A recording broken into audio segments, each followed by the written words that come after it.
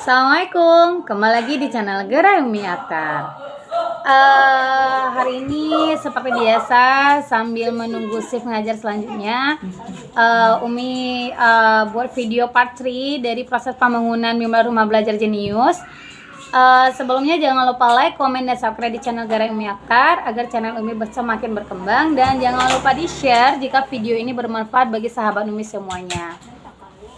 Oke sahabat Umi, sama sebelumnya di sini Umi masih melanjutkan video Umi yang sebelumnya tentang proses renovasi dari bimbel Umi. Alhamdulillah sekarang udah mulai 90%. Tinggal Umi renovasi bagian belakang aja lagi. Kemungkinan besar ruangan di belakang itu mungkin tahun baru akan Umi pakai, karena ruangan depan masih tercukupi kayak gitu. Oke sahabat Umi, di sini suara Umi masih agak serak karena masih batuk udah enggak, tapi suaranya itu agak serak gitu, nggak tahu juga kenapa, mungkin karena Umi kurang minum kali ya. Oke sahabat Umi, kita mulai kita lihat dari penampilan bagian depan lagi. Di sini Umi udah pakai gorden, udah pakai nama-nama ruangannya, udah mulai dibuat keterangan-keterangannya agar siswa mematuhi aturan yang ada di tempat les. Nah di sini sebelumnya ya sahabat Umi, di les Umi itu memang disediakan ada aturannya, ada rules yang harus diikuti oleh siswa, sehingga mereka tidak seenaknya di tempat les. Seperti bulan ini mereka les, bulan depan enggak, bulan ini les, bulan depan enggak, atau siswa kita ramenya di awal aja.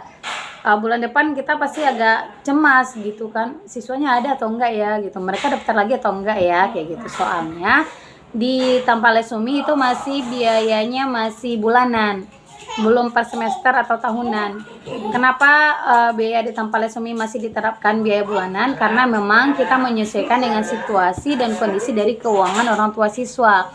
Dulu pernah Umi buat dulu Umi buat brosur itu untuk 1 kali setahun, tapi orang tuanya memang agak berat gitu, sehingga Umi back lagi ke satu semester, pembayarannya itu 1 kali per bulan. Nah kelebihan dari 1 kali per bulan ini, kelebihannya dan kekurangannya juga banyak ya. Kalau kelebihannya ya kita memang bisa mengatur pengeluaran bulanan kita. Kalau kekurangannya banyak ya. Kalau untuk yang sistem pembayaran per bulan ini, yang pertama siswa akan sering telat bayar gitu.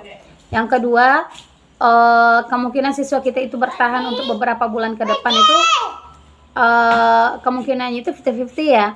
Jika dia nyaman dengan kita atau belum ada tempat les yang baru, ya dia akan bertahan di tempat kita. Tapi jika udah ada tempat les yang baru, dia akan coba-coba dan pindah ke tempat les yang baru gitu. Atau nilai ulangannya rendah, dia akan menyalahkan tempat les. Udah les tapi nilainya nggak naik kayak gitu. Nah otomatis mereka dengan mudahnya pergi. Itu kekurangan dari proses pembayaran uang les yang bulanan. Beda halnya dengan proses pembayaran uang les yang per semester ya, dimana kalau untuk per semester ini keuntungan untuk bimbel itu banyak ya. Yang pertama, kemungkinan siswa itu lari tidak ada karena mereka udah terikat untuk pembayaran proses di awal. Yang kedua, kemungkinan siswa kita itu bertahan banyak, sehingga omset yang kita dapat itu juga banyak kayak gitu. Kekurangannya ya kita mendapatkan itu di awal aja, otomatis bulan-bulan selanjutnya kita nggak ada pemasukan. Jika memang nanti untuk segi keuangan, pengaturan keuangannya bagus, ya bisalah kita untuk mengatur untuk bulan-bulan selanjutnya. Tapi jika pengaturan keuangannya tidak bagus, ya mereka akan keteteran di akhir seperti itu. Nah itu sih kelebihan dan kekurangan dari pembayaran uang les yang bulanan dan per semester. Itu sih menurut Umi ya. Kalau di tempat yang lain Umi juga nggak tahu ya. Nah kalau di tempat Umi memang masih proses pembayarannya itu masih bulanan. Tapi alhamdulillah sejauh ini ya memang Umi belajar dari pengalaman juga ya sahabat Umi. Di bimbel Umi yang di Belimbing dulu, yang atmosfer namanya itu, mereka bayarnya memang per tanggal masuk kan. Nah tapi mereka sering telat bayarnya. sering telat, bahkan udah 1 kali 2 bulan atau sekali 3 bulan udah kita ingatkan tapi mereka belum bayar juga kayak gitu. Itu karena kelonggaran Umi longgar pas di awal menerapkannya. Tapi pas bimbel Umi yang baru sekarang yang Rumah Belajar Jenius, itu Umi dari awal mendirikan Umi udah terapkan ke orang tua siswanya bahwa per bulan itu dia bayar per tanggal masuk, minimal telatnya 3 hari. Jadi kalau udah masuk tanggal dia untuk bayar uang les, ya Umi ingatkan lewat via WA. Atau ketika dia ngantar orang tuanya ngantar anaknya, ya Umi hampiri bahwa uang lesnya udah masuk kayak gitu. Atau enggak Umi tetap pesan ke anaknya. Tapi sebagian besar orang tuanya ingat sih kayak gitu. Jadi itu yang bikin Umi nyaman sekarang untuk proses pembayaran yang uang les bulanan. Oh ini akar dia lagi bermain ya sama siswa Umi. Nah lalu sahabat Umi, tips dari Umi ya agar siswa itu tidak telat dalam proses pembayaran uang les bulanan ini ya sahabat Umi. Itu yang pertama, awal dia les itu memang harus ditekankan kalau pembayaran uang lesnya itu per tanggal dia masuk. Soalnya kan kenapa Umi menerapkan per tanggal dia masuk ya, bukan per awal bulan? Karena ada sebagian siswa ini yang masuk udah tanggal 18, udah tanggal 20. Jadi susah Umi menerapkannya. Misalnya kan tanggal 20 tuh dia masuk kan ada seminggu lagi tuh mereka les. Jadi Umi ambil misalnya agak 40.000. Awal bulan dia bayar lagi. Jadi agak kesusahan rasanya bagi orang tua untuk bayar seperti itu. Makanya Umi terapkan dia itu bayarnya per tanggal masuk. Jadi misalnya dia masuk tanggal 1, tanggal 5, tanggal 13, ya dia tetap bayar per tanggal dia masuk itu. Jadi Umi nggak mintanya 2 kali lagi. Kayak misalnya dia masuk tanggal 20 nih, otomatis dia bayar di awal lagi, bayar di awal dulu kan untuk yang bulan ini. Untuk bulan baru dia bayar lagi di awal, jadi agak ribet. Makanya Umi masuk tanggal 20, bayar tanggal 20 itu sampai tanggal 20 bulan depan. Berarti dia bulan depannya bayarnya tanggal 20 lagi, seperti itu. Dan lalu sahabat Umi memang menekankan ke orang tuanya, memang Umi buatkan di kertas. Waktu mereka mendaftar itu Umi buatkan alurnya bahwa di sini kita mematuhi peraturan COVID. Yang kedua berpakaian rapi dan sopan, dan yang ketiga baru Umi tuliskan proses pembayaran uang lesnya. Itu memang Umi jabarkan ke orang tuanya. Iya nak? Iya.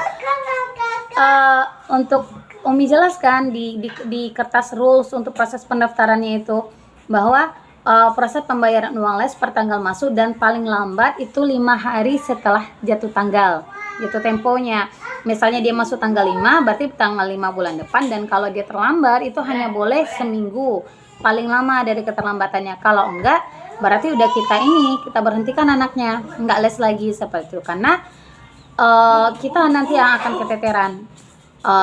Kita usaha jasa, otomatis kita memang pemasukan kita memang dari keuangan, dari uang les siswa kayak gitu. Kita tidak ada pemasukan yang lain, kita tidak ada dana dari sponsor atau dana dari saham-saham yang lain, kita nggak ada. Memang fokus dari uang les siswa. Jadi kita memang harus tegas dalam proses pembayaran uang les. Itu memang Umi belajar dari pengalaman. Mengapa Umi menerapkan hal seperti itu? Umi memang belajar kali dari pengalaman ya sahabat Umi ya. Umi nggak mau lagi kena 2 kali atau 3 kali seperti itu. Karena di bimbel Umi yang sebelumnya itu banyak siswa yang longgar membayar uang lesnya sehingga mereka itu terhutang di tempat lesnya itu sampai 1 juta, 1.200.000, 1 tahun mereka nggak bayar gitu. Jadi agak nyesek sih kayak gitu kan, karena uang kita masih ada sama orang lain gitu. Tapi ya apalah deh ya, kita kan usaha jasa ya, kalau dia bayar ya kita terima lagi lah kayak gitu kan. Tapi kalau dia nggak bayar udah kita stop aja. Nah makanya sekarang Umi memang belajar kali, memang ketat dalam proses pembayaran uang les. Kalau udah awal bulan itu Umi kabari orang tua siswa yang mereka lesnya di awal. Apa ya? Mereka yang lesnya di awal, itu via WA.